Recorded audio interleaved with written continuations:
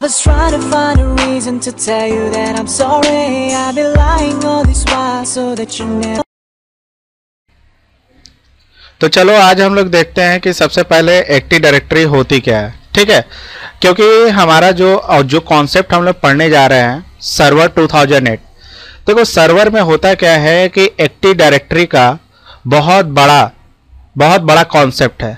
ये कह लो कि एक्टिव डायरेक्टरी पर ही हमारा सर्वर जो है 2008 पूरा का पूरा कॉन्सेप्ट उसी के ऊपर टिका हुआ है।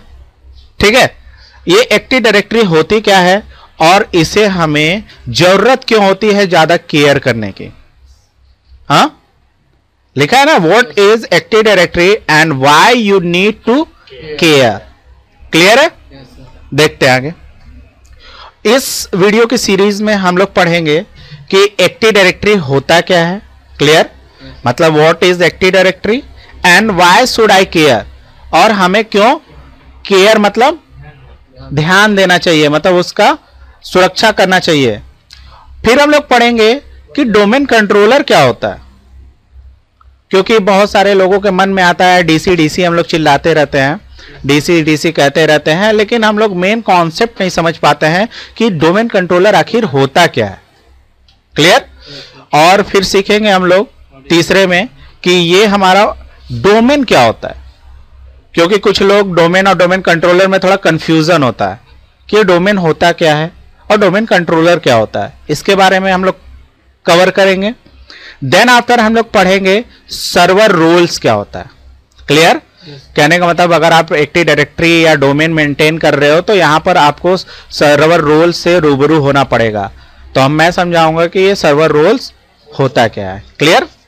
एंड देन आफ्टर हम लोग सीखेंगे डीएनएस सर्वर के बारे में कि ये डीएनएस सर्वर होता क्या है, इसका मेन वर्क क्या है हमारे ऑर्गेनाइजेशन के लिए। क्लियर है? तो हम लोग वीडियो को स्टार्ट करें। चलो, सबसे पहले हम लोग का कॉन्सेप्ट ये है कि एक्टिव डायरेक्टरी होती क्या है। क्लियर? और हमें इसकी जरूरत क्यों होती है केयर करने की। तो देखो एक्टिव डायरेक्टरी जो होता है ये हमारे विंडोज सर्वर 2008 का क्या होता है, ब्रेन होता है। जैसे एक आदमी है, क्लियर, एक आदमी है तो आदमी को कंट्रोल करने वाला कौन होता है, उसका माइंड, उसका ब्रेन। मतलब हम लोग जितना भी सोचना होता है, जितना कुछ करना पड़ता है, जैसे किसी काम को करने से पहले हम लोग क्या करते हैं 10 बार सोचते हैं कि ये होगा कि नहीं होगा। और अगर हम लोग को कभी कदार चोट लग जाती है या कुछ हो जाती है तो हमारी क्या होती है, याददाश्त चली जाती है। ठीक इसी तरह हमारे सर्वर 2008 में एक्टिव डायरेक्टरी क्या करती है, ब्रेन का काम करती है। क्या करती है? ब्रेन का काम करती है, जो सारे सर्विसेज, जो हमारे सारे डेटाबेस को होल्ड करके रखती है। देखो इधर देखो, इट इज अ डेटाबेस। कहने का मतलब एक्टिव डायरेक्टरी एक बुक के साथ साथ क्या है, एक डेटाबेस है। डेटाबेस का मतलब समझ रहे हो? जैसे आप लोग कोई भी नोट्स लिखते हो, क्लियर है, नोट्स पर अगर तुम लोग जैसे कि कोई एक नाम है, उसका पासवर्ड ये है, उसका ये काम करता है, इसी तरह आपने मोटी सी डायरी भर दी तो वो क्या कहलाएगी, आपका डेटाबेस कहलाएगी। क्लियर है? तो ये क्या होती है, आपकी एक्टिव डायरेक्टरी एक डेटाबेस की तरह होती है जो आपका लार्ज अमाउंट में कुछ चीजों को होल्ड की होती है। क्या? लार्ज अमाउंट में कुछ डेटा को होल्ड की रहती है, और वो डेटा आपका होता है आपका यूजर, आपका सर्विस, आपका कंप्यूटर, जो आपके नेटवर्क के ऑर्गेनाइजेशन में, मतलब एक बिल्डिंग में होते हैं। और हम लोग इससे क्या कर सकते हैं कि उन सब यूजर्स, कंप्यूटर और मशीन्स को एक सेंट्रलाइज वे से हम लोग बैठकर मैनेज कर सकते हैं। जैसा कि ये सीन देख रहे हो, ये हमारा जो दिखाई दे रहा है ये हमारा डेटाबेस है। डेटाबेस में हमारा यूजर्स आता है, ग्रुप्स आता है, कौन कौन सी सर्विसेज आती है, कौन कौन से रिसोर्सेज, जो फोल्डर शेयर है, क्या प्रिंटर शेयर है, ये सारे के सारे कौन मैनेज करता है, एक्टिव डायरेक्टरी। ठीक है? और ये जो हमारे यूजर्स होते हैं, ग्रुप्स होते हैं, सर्विसेज होती है, रिसोर्सेज होती हैं, ये सारे हमारे क्या कहलाती है, ऑब्जेक्ट्स। एक्टिव डायरेक्टरी की क्या कहलाती है, ऑब्जेक्ट्स। अब मैं आपको समझाऊंगा कि एक्टिव डायरेक्टरी को सेंट्रलाइज वे से कैसे मैनेज करने का कॉन्सेप्ट आता है। क्लियर? तो देखो, सबसे पहले मैं पूछना चाहूंगा ये कि जैसे सपोज दैट कि आपका ये 4 पीसी है, क्लियर है, और आपने क्या किया, यहां पर एक राम नाम से यूजर बनाया, जैसे आपने मल्टीपल यूजर बनाया हो सपोज, क्लियर?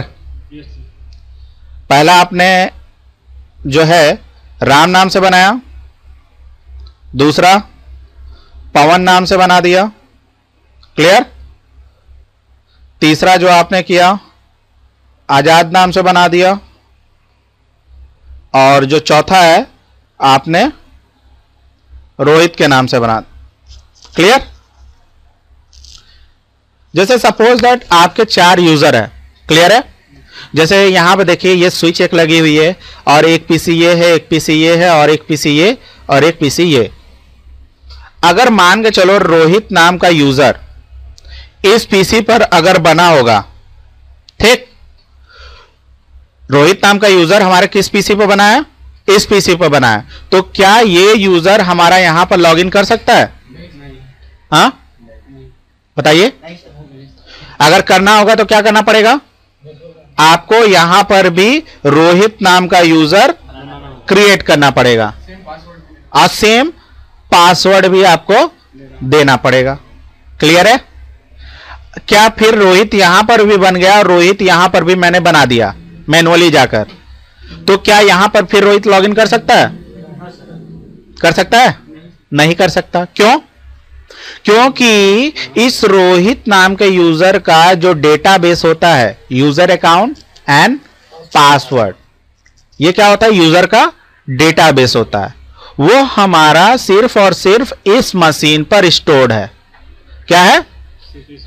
इस मशीन पर स्टोर्ड है, ठीक है? जिससे होगा क्या कि ये जो यूजर यहां पर रोहित वो है, ये यूजर यहीं पर लॉगिन कर सकता है और यहां पर लॉगिन नहीं कर सकता। तो इसी तरह मान के चलो आपके पास 1000 यूजर है। कितने यूजर है? 1000 यूजर। तो क्या बताओ, हजारों यूजर को बैठकर मैं यहां मतलब कि यूजर नेम पासवर्ड बनाऊं? अगर 1000 यूजर यहां बना तो 1000 यूजर यहां पर भी बनाना पड़ेगा। क्यों? 1000 यूजर इधर भी बनाना पड़ेगा और 1000 यूजर इधर बनाना पड़ेगा। और सपोज आपने ऐसा कर लिया, थोड़ा सा एफर्ट दिखा लिया, तो एफर्ट तो दिखाना इतना बड़ा है नहीं कि कोई जाकर बनाए। मान के चलिए आप कैसे भी करके एफर्ट कर लिया, क्लियर? लेकिन इन फ्यूचर क्या हुआ कि आपने रोहित नाम के यूजर का पासवर्ड आपने क्या किया, इसका चेंज कर दिया। वो भी किस पीसी का? इस पीसी का। तो क्या बताओ, ये जो पासवर्ड यहां पर आपने इस पीसी पर बैठ के चेंज किया, तो क्या यहां पर भी रोहित नाम के पासवर्ड का चेंज हो गया होगा? बताओ, चेंज हो गया होगा? नहीं ना। अब भी वो पुराना ही पासवर्ड यूज करेगा। तो ये क्या हो गई? ये प्रॉब्लम आ रही है। एक इसमें सेंट्रलाइज वे है जहां से मैनेज कर पा रहे हो?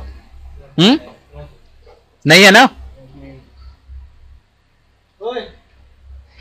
हम यहां पढ़ा रहे तुम आता करो, ठीक है? अब देखो सर्वर लगाने का फायदा क्या होता है। ये देखो हमारा है सर्वर मशीन, जो सर्वर 2008 मैंने यहां पर इंस्टॉल कर दिया हुआ।